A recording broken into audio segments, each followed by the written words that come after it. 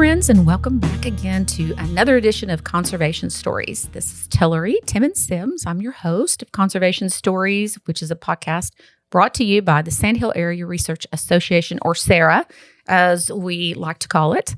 And I am excited to bring to you a guest that Lacey and I have met through the cotton industry, and her name is Liz Hershfield. Liz, we met you through a connection like J.Crew Madewell event and that kind of thing. And so they invested some money in the restoration of playas here, which is really cool. And I'm really glad you're here because lots of changes happening in agriculture right now, but in the United States, but not necessarily globally. I want to talk to you about all things, quote unquote, sustainable, or as you have down here under your signature line, Greenish. Yes. So tell us a little bit about you, your background, and kind of what you do. Great. So glad to be here. Thanks for having me, Tillery. So I am going to age myself. I've been in the fashion industry for 30 years. I started off production, product development, merchandising, eventually, oversaw the full supply chain. So everything from working with designers to developing product to working with suppliers offshore and in the United States to get that product made, like managing the quality, the business, the shipping, like all of that, right? And, through about, I would say 20 years into my career, so about 10 years ago, I got really passionate and immersed in sustainability. It was right around when the Paris Climate Accord was signed, and that was when the fashion industry really took a big step forward and said, we're going to do something about this. Like, we're the second most polluting industry outside oil and gas. And I was really fortunate to be at a great company at the time. I'd worked for a startup for 10 years called Bonobos, and we were acquired by Walmart, and they had an amazing sustainability team. And so just really in the right place at the right time to kind of be diving in and become an expert. And that transitioned into me ending up moving on to J.Crew Group and overseeing sustainability for all those brands, as well as production and product development for Madewell. And that's where we met, because I was very fortunate to have the opportunity to implement a program that I had actually concepted many years prior with Larea Pepper around how we could help support growers in the United States, cotton growers, transitioning to sustainable farming practices. And we were able to implement that program. I think we had like 30 some odd farmers. You guys, Lacey, you guys were one of them. And then we got really passionate about water and how it was actually on a visit to Texas where it was in the middle of like one of the worst drought years. And we were doing a bunch of work on water in Asia because like we wanted to really focus on the areas that we had the most production. And then I thought to myself, why aren't we doing something here? Right? Like we need to be doing something here. And that's where the playas came up. And so it's been such a pleasure to work with you guys. And I left the company a little over a year ago and started my business, Greenish. The idea behind the name is really about meeting folks where they are. Yes. And I think that the journey for me with working with growers was, we went in with this idea of how we wanted things to be, and really then starting to understand what it means to grow cotton and what it means in all the different regions and how we could actually develop a program that worked for everyone. And that's really what the focus of the business is. It's supply chain and sustainability and helping folks, do whatever they need to do, whether it's adjust their sourcing strategy because they're too heavy in China, implement, sustainability strategies, be compliant with legislation, all of that stuff. So, yeah. It's interesting to me. Lacey has taken part in that program for several years now, and I'm watching her, go through that certification process, and it's a little irksome to be truthful. I know. With you. I know. So it's like how I do know that. someone in the middle here is making all the money. And so, and we, trying to figure out how do you improve this process and make sure that farmers and these brands get to build a relationship, because to me, that is the piece that will make the difference is if you are, in a relationship with someone, like how can that farmer trust that this organization's not going to just disappear and not going to do anything, or people are going to be gone and the people, have been, displaced. And, so these bigger bands, you need the people that are way up there, to be knowing the people that are way down here on the farm, and making those 100%. Connections. And it makes a big difference because I know that when we tell people this restoration for these plies is being paid for by a blue jean company. Like, what? Why? Because they know what the risk is. That like this is a supply chain risk for them.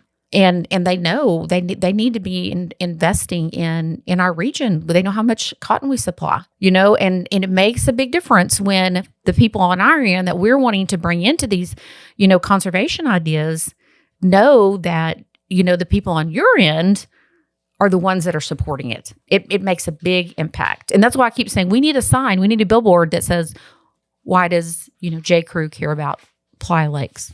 I think it's interesting because you brought up the point of just like how getting that direct connection. And honestly, that all came about with a trip to Texas and meeting you guys and I'd met Lacey before, but like going to the farm, understanding and like hearing that light bulb was like, what are we doing? We have to help with the water situation here.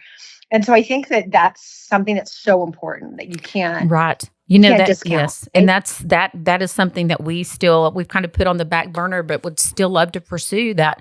Ag dialogues, a conference where, we get to bring folks in from across the supply chain, mills and retailers and do what you're talking about, showcase, but not just that, but provide like, hey, what does soil health actually mean?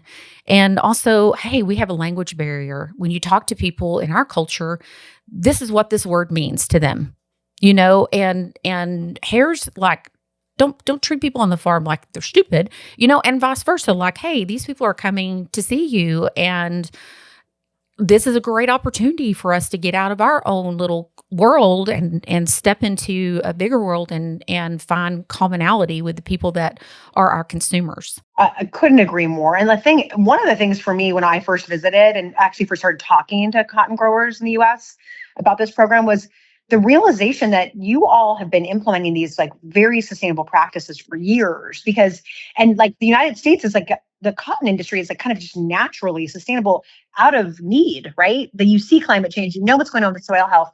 And, when we were implementing this program, we'll talk about the certification process.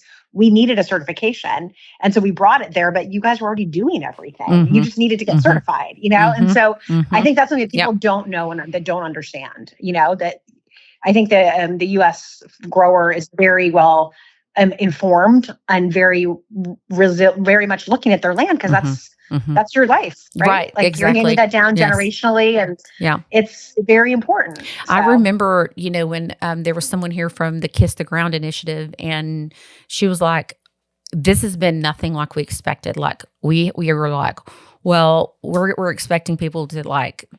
Be not know about soil health or like be able to like quote to like teach people how to do things. We came here with people already doing these things, and then we thought, well, we'll help with like labor and make sure like people like labor are being treated well. And then she's like, we didn't realize like these people like worked for you for years, like basically their family.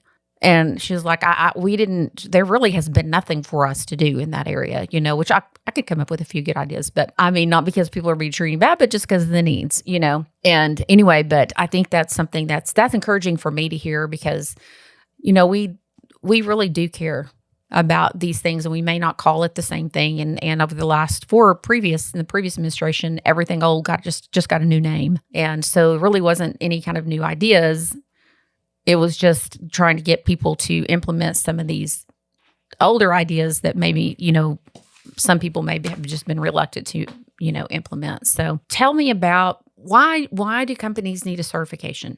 And I know this is certifications are such a problem because everyone has like certificate, they're like overloaded with certification. They're exhausted. And it's not just farmers, it's factories, it's mill, it's everyone, right?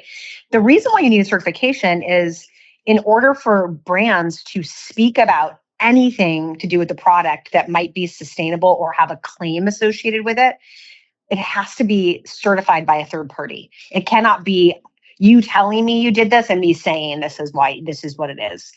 And so it's all about regulation. And it's about, if you want to talk about the product having these attributes or claimings, you have to have the certification to back it up.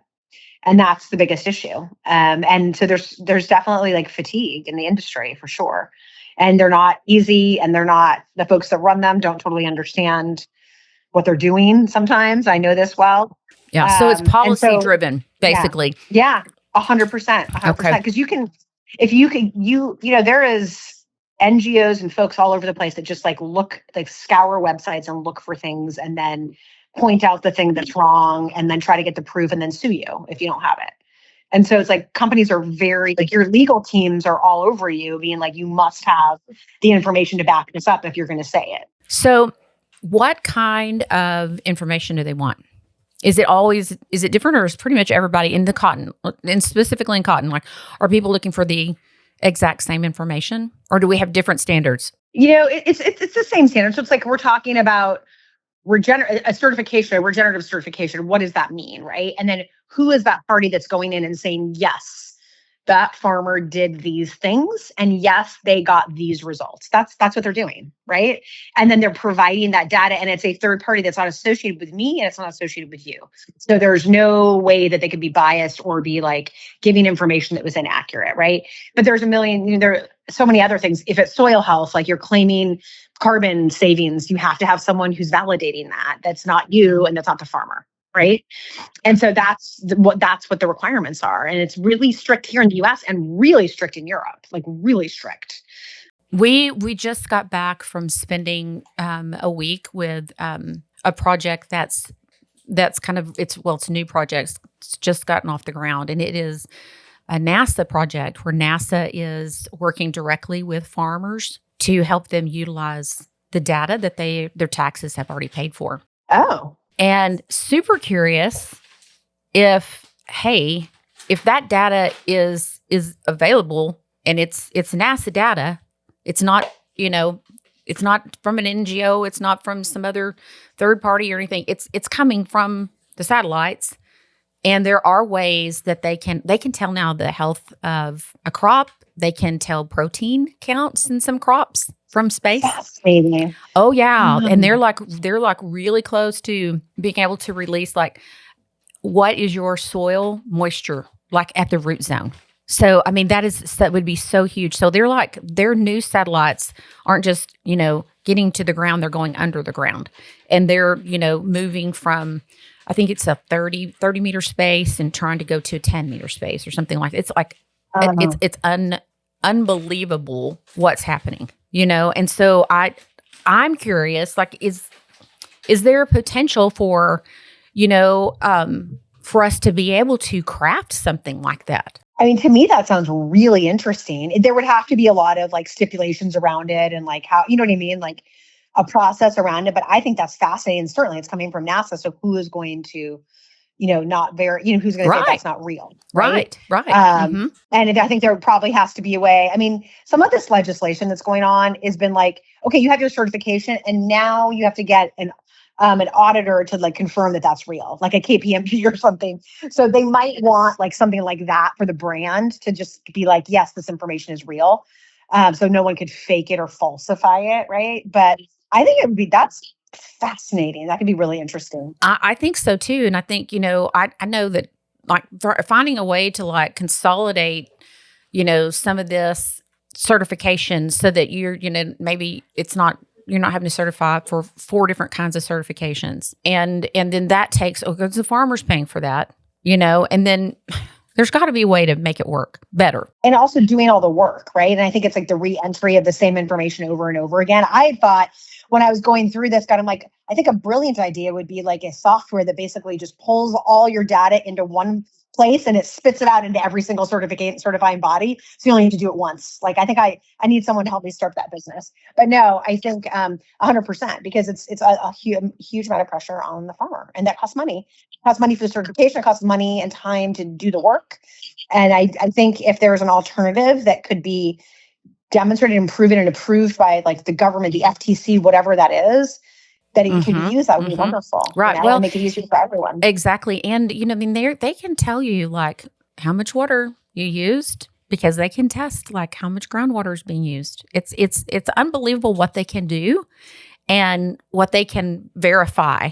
And so I'm like, if we can tell them, hey, these are the things that we need verified, could they be the verifier of these things? You know what I'm saying? Like, we need to know, can you look at aerial shots for, whatever days to look at like pesticides, or, I mean, they can tell you like, they can predict like pest pressure.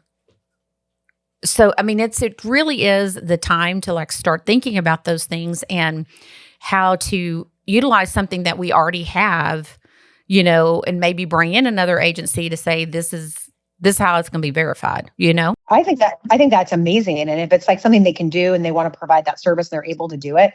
Yeah, I mean, it's like it sounds like they can kind of get almost any kind of information that you need. And it would really be just ticking down those certifications and what are those requirements and be like, can you give us this? Right. Exactly. That's exactly right. Yeah. And just figuring out what that list is. And then, then the farmer is able to work directly with them, that's really the goal of this program, is for NASA to begin working directly with the farmers and making this information that farmers have already paid for as accessible as possible to them. And how do they use it to further research? I had no idea NASA was doing things like that. Well, it's pretty new. It's been going on for about 2 years. So the NASA Harvest was a global agricultural initiative, and then they kind of honed in on the U.S. and said, okay, how could we like beef this up for agriculture in the U.S.? And so one of the NASA harvesters, one of the directors of that, submitted a plan with a guy that was in Kansas at the time, and he had been working very closely with a farmer on research. Like, they are just really, really good friends. And so that's kind of the model that they're rolling out, is a relationship-based research development where the researcher and the farmer are really connected. They understand, really well the needs, and they are able to move things together. And then NASA's providing all the data. So what we're looking for on the farm side is like, we need to be able to calibrate this data that's coming down. Okay, we need to know from the ground up, like what we're seeing down here, is it matching what we're seeing here? And so there's some, those kind of projects are ongoing right now through this program. So in fact, we released maybe 2 or 3 weeks ago, we released the podcast.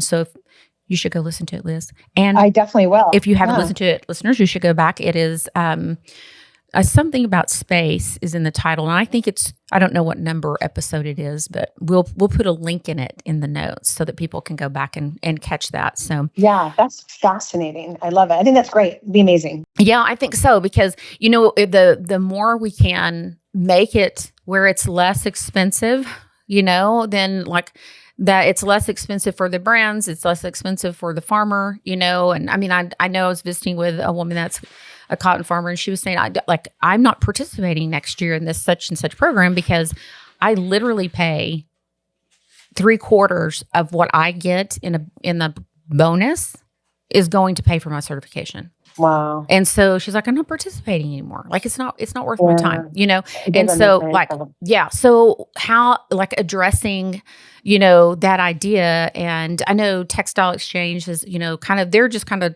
like, let's set like a general standards. But what I'm curious as to why, we have that for organics. The USDA has that certification process for organics.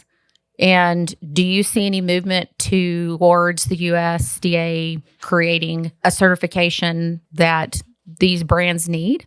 I mean, I think that would be wonderful because they're already involved in it, right? It makes perfect sense. But you got like that GOT certification. I think it's got a real hold on things, right? And so I think you also then begs the question of like, are you then putting folks out of business doing that? But it also is like, I think it's a valid point. And if the USDA is already classifying the cotton, they're already doing the work. Like, why wouldn't they come up with, this is certified USDA organic? Right. Yeah. Well, and I mean, you do have to get that from the USDA. Yeah. I mean, you can get that label from them, but they come out and check and do all the certifying and stuff for it.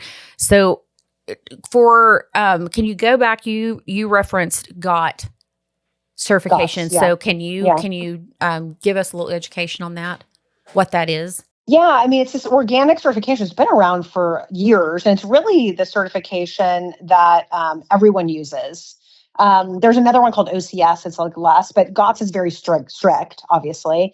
And it's just really well known, and it's most prevalent used in, I would say, our industry when we're talking about organic, and I think the customer recognizes it.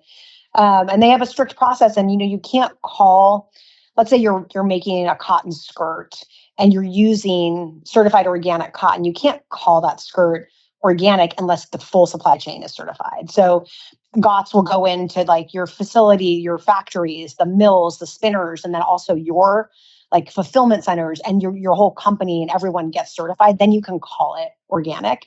And if you don't do that and you just have the cotton, then you can just say it's made with, certified organic cotton, which is just fine also. So I think GOTS also has that piece of it where they do the whole supply chain. And a lot of these certifications do that also. Most of them do, because some people want to call the product the thing, and you can't do that without everything. Although I got to be telling you, I question that, because I'm like, who cares if they call the product organic? Like, the cotton's organic. Why can't you say it's made with organic cotton? It doesn't change the process. Like when the spinner and the miller are certified, it's not like they're not using synthetic dyes. They are, and so it's not like it changes the processing at all, but just make sure that it's being segregated properly and all of that. So I don't know. Like, I question it sometimes, and I think it's not really necessary. But that to me would be the only maybe hold up, but GOTS is recognized. It's been around for years. I think people, the consumer recognizes it, and it's something that, obviously brands want to be able to say, and like that makes it valid when they have that certification. Well, right? and I mean, like, I will just tell you, I'm not, I guess, a savvy consumer, but like, I probably wouldn't have recognized it, until like just in the last year or so, been learning about these certifications, and so I've heard the term, to mean, and I've wondered, what does that mean? To mean. So, I don't know. I do wonder, it'd be interesting to see like how many consumers do recognize that. Are consumers savvier than me? Because I am, right. not No, it's savvy. true. I mean, they just see it and they know. I think they do, but of course, I'm in the industry. GOTS is a nonprofit, by the way. And so most of these certification bodies are nonprofits. So they are privately held, but they're nonprofits. So that's very interesting, because I was having this conversation with someone, because that's part of one of the things that that prompted Lacey and I to start to rebrand her nonprofit and get going again, is because we're like, how do you just need a pass through? You just need a non-profit pass through, like here, But then when I've submitted that idea, I've had people say, no, it can't be that. It can't be a nonprofit. It has to be. And I think probably part of it is like, it can't be your nonprofit, because your nonprofit is a farmer nonprofit. It has to be a nonprofit that has, no stake in the game, Right. Exactly. And I think, I agree. Like, there's not like a benefit that they're right.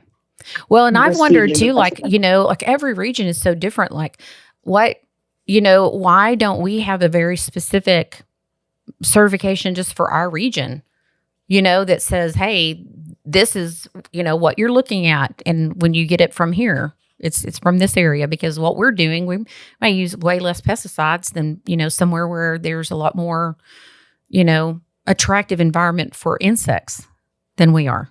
Yeah, I mean, that's definitely true. I agree. So it is hard to have like a one size fits all. I think that's the thing, what we liked about regenerative, because it felt like it was like a list of options versus like, you can only do this and you can't do this, but it was more about what you can do versus what you can't do. Yes. Yeah. Mm-hmm. So I think that like sometimes these certifications are so strict that it turns people off. And when we went on the journey of starting to talk to farmers about this program, we started off with organic, and they were like, yeah, no.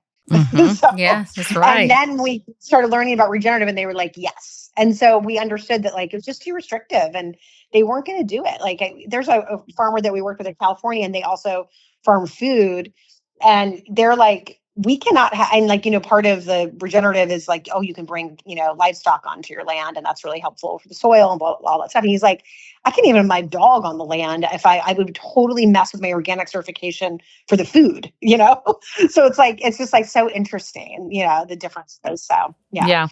Well, and a lot of it too, is like the way it's marketed and that kind of thing makes a lot of difference. What consumers know and what they don't know. And we have talked about this before on the podcast. We're not the best at like understanding consumers and knowing what they need to know and what they want. I agree. And I actually, the reason why look, I said that consumers recognize GOTS. I think they do because it's just so widely used, but maybe that's just in my head. But one thing I will say is like talking about the certification is not for consumers. It's for policy. It's for like not getting called out by the FTC and not getting sued to say like, oh, you're calling this organic, but you can't prove it, you know? And Yeah. so I Right. think that if that wasn't there, then I'm not sure brands would just say, oh, it's organic cotton. And the customer would be like, oh, it's organic cotton. Great. You know, like, so.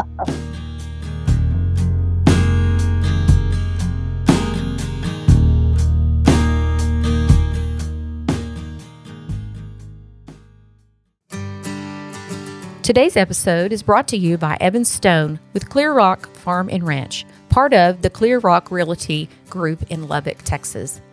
Evan understands West Texas land, agriculture, and what it takes to buy and sell farms and ranches in our unique region. If you're ready to make your next move, trust someone who knows the lay of the land.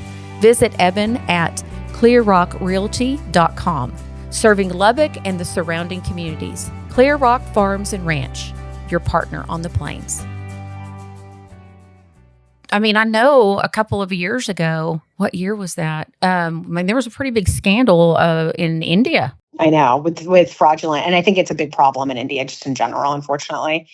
That's the thing, and so that's where like all these policies were instituted to stop like this greenwashing, but then you still have fraudulent things happening.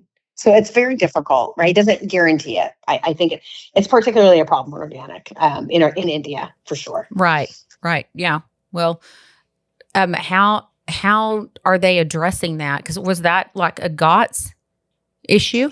It was, and it's interesting because they have independent like auditors go right to the different facilities and stuff, and so they ended up doing an investigation and saying that they had rectified it, but then it kind of happened again like a few years later. And so, I mean, I think that you have to be really careful in India. I mean, it's just that's just how it is. And it's hard to verify everything. There's so many farms, they're really small, and it's really difficult to like validate it. And look, they're pieces of paper. Like you could give me a country of origin certificate and tell me this is real. And I don't know if sure, it says it, but so the NASA thing is then go back to NASA and close it all up. That's so fascinating because you could prove it, you know? Yes, that's what I think so too. I think it's an idea to pursue for sure. Yeah. So what does your day-to-day look like for you? So let's just say you get a call from a brand like Tillery's Fashion House, and I want to, I don't even know what to tell you that I want. I'm like, you know what I'm saying? Like, I don't even know what it is, but I know that my investors are wanting something. So tell me why do brands care about it? Number one. Why do they have these goals? Because I feel like most corporations aren't dealing with the heart. Like, I just have a good heart and I want to make sure. I mean, I do think there are some, but like for the most part, it's the bottom line. So something's pushing this button, pushing them to move this direction. What's doing that? What's driving that desire for the need for that? Yeah, no, I think it's, look, I'm going to be a little bit jaded here because I've been in the industry for so long and been not in sustainability the whole time, right? And so when I got into sustainability, it was like this shiny new toy, right? If there was a real and positive intent and people were really, really passionate about it and like, we're going to make a difference together. But I also believe, because I've experienced it, that like brands also saw it as an opportunity to market their product, right? And to get more business. And the reality is sustainability does not sell clothing. It doesn't. I mean, great product sells clothing. And then if you have all these amazing attributes or things that you're doing, it creates this brand loyalty and that customer will go back and buy again, right? And so I think in the beginning, people set goals because the industry kind of held hands and was like, we have to do it. And they were inspired, excited. And they also were like, okay, we're doing this, right? We're going to make a difference. And then I think the newness kind of wore off a little bit, especially after the pandemic. And people got a little bit like, okay, this doesn't actually sell product. And it's not that it's not important, but we're not going to talk about it as much anymore because, and a lot of folks don't. And there's some brands that are committed to it and do a really great job and have woven it into like who they are as an ethos with the brands that have and the culture. Yeah. And most of them haven't, and that's okay too. And they haven't walked back their goals, these brands. They just don't use it as much as a marketing tool. So, but they set the goals. And so you get a lot of flack if you're like, yeah, we're going to like not do that anymore, And I think we set goals that we knew were aggressive, but we did it on purpose because the industry did hold hands and say, like, we have to set really, really high goals, because then if we get like 70% of the way there, we'll make more progress than if we set watered down goals and get like 100% of the way there. And so everyone did that. And then obviously we did it without knowing. And then we started getting into it. Now we're all experts. We're like, yeah, that's going to be really hard to do. And so my view was always just like, talk about it authentically and say, like, well, this is what we're doing. We're not getting there quite fast enough. We're going to do. So that's really why folks set goals. I don't think it was disingenuous. They were like excited, inspired, like, we're going to make a difference. We can do this. We can impact the industry. And I think that as the years have gone on, people have realized it's really hard. Yes, like it's just, right. it's very hard, So has the momentum for ESG, has that waned?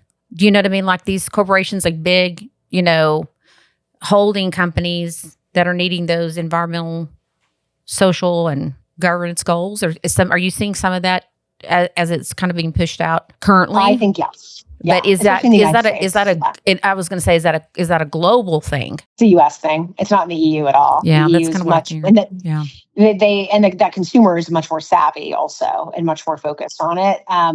But it's also because the customer doesn't, they say they care, and a lot of them care a lot and you're passionate about it, but they don't show it in their spending, in their purchase power, right? You've got Shein and all these like fast fashion brands. So it's like, I also think some of it's education, and like people don't know that they're buying things that are bad for the environment, that never degrade, and that you should buy cotton and natural fibers because that's the best. But so I think a little bit there's a waning of it because it's not a marketing thing anymore. You're not going to sell product because of it. So you really are doing it because it's the right thing to do.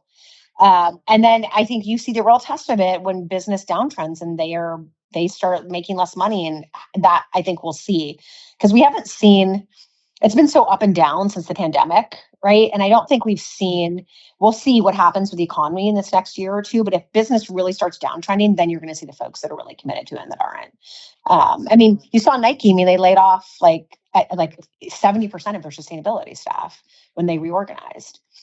And it doesn't mean they're not doing it. They're just not doing it at the level that they were doing it before, right? And so I think it's hard. Because my other thing too with Greenish is, because I came from the business side, I also understand that like when you're running a business, you're running it to make money. And you can't, if you're the most sustainable brand in the world, but you're making no money, then that doesn't matter. It's not sustainable. Right. Exactly. No, it's not. And so you have to find that balance of like, what's the right thing that's still going to help make an impact, comply with legislation, but not push you over the ledge in terms of profitability. And so I think that's also something that you have to balance. Yeah. That is one of the things that like is a really kind of a guiding point for us, is that triple bottom line, people, planet, profits. You have to have all of those things in consideration when you're deciding what direction you're going to take for sustainability, which is where that word came from, is from that whole economic model. So when you talk about, like, I did not realize that fashion is the second largest polluter. So what are you talking? When I think about pollution, I think about like, piles of clothes. So I'm a huge, like, if I can get it resale, I'm doing it. I'm a Goodwill shopper. So I'm aware of like, the garbage and what we throw away, but are there other things from fashion that have to do with pollution? They definitely are. Really, the most intensive thing is the processing of the fibers into yarn and then the dyeing into whatever colors you want to use, and then making it into fabric. That's where it becomes very chemical intensive and very very water intensive. Obviously, you've got pesticides. We talk about that, but we know like that's fine. But like, and then you have all these synthetics that are derived from petroleum, from oil and gas, And so it's just it's very energy intensive. Like there's just a lot that goes into it that makes it. And then, yes, you have all those products sitting in landfills everywhere. So, but it's really like that process of making it into something that's the big kind of the issue. How do companies like Shein, Are they making money on volume, just an enormous volume? Yeah. Is that it? Yeah. God, And they're making money on enormous volume, and they're buying like cheap stuff, like cheap product, right? Like, so, I mean, I'm not an expert. I know Shein well enough. I know that my understanding is that they've kind of rehabilitated like a once kind of downtrending manufacturing community in China. But they also kind of like control it, right? And so they get the prices that they want. They get cheap fibers. Large majority is synthetic. Synthetics are really cheap. Oh, absolutely. Yeah. They're cheap. They also have a high duty though. And so, but they're not volatile like the cotton market is, right? Where not sure one year to the next what the price is going to be. And they're easy to make. And so I think that when you're selling a bunch of stuff, you can take lower margins on it because you're selling so much of it. Right. Yeah. So, yeah. So, and we're going to record here, but we're going to talk to Darren Abney about cotton and natural fiber and that kind of stuff. And so, and like, just because we live here, I'm not saying that, I just really have become more aware. Of course, when I'm with Lacey, I have to tell her, now I know it's not cotton, but I bought it resale. So I saved it from the landfill. But I have become way more aware. This is not something that I ever even thought I would ever care about. But when you see the pictures and just the whole idea of, we had a girl from Poland here, and we took her into Target, and she looked around, she looked at me and she said, why? Like the dollar section, she's like, why? And I said, because what will we fill all the boxes in our garages with if we don't buy all this stuff?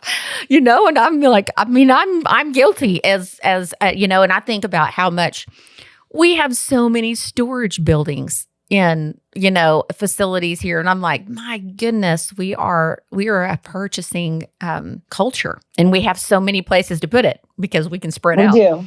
We like to consume things. We are overconsumption. We like to consume things. And I agree, like on the natural fiber thing and cotton particularly, like obviously it's become a huge passion of mine, but most people don't know what the clothes are made of that they're wearing. I have found that out. And I was like co-host of the sustainability dinner in LA.